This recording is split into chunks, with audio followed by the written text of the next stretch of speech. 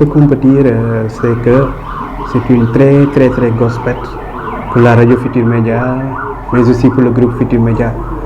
Parce que pas plus tard que ce matin, on était ensemble.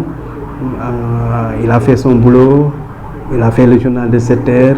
Après, il a senti quelques douleurs, quelques maux de ventre, je dirais. Et puis, c'est ainsi qu'il est parti. Ce qui peut dire que ça a été très brutal. Les choses se sont passées très vite. Mais c'est la volonté divine.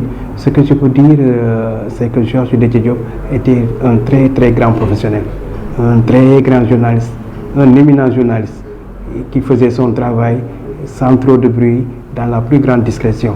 Et puis, c'est sa nature. C'était un homme très discret, très humble, très intègre.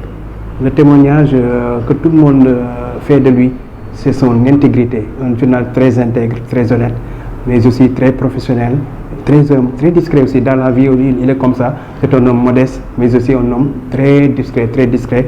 Vraiment, je dirais qu'on a perdu. C'est une très grosse perte pour nous, pour toute la rédaction, pour la radio, mais aussi pour le groupe Futur Média. Je profite de l'occasion pour présenter nos condoléances à sa famille qui a perdu aussi un éminent membre, parce que Georges n'est pas n'importe qui. C'est un homme, comme je l'ai dit, très humble, très modeste, très professionnel, mais aussi un homme très discret. Je comprends donc la douleur de la famille et je compatis à cette douleur-là, cette grosse perte avec notre rappel à Dieu de notre confrère Georges Déthié Diop.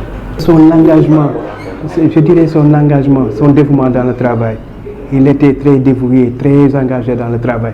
Et puis aussi un homme très discret, très effacé, très humble, très intègre, machallah.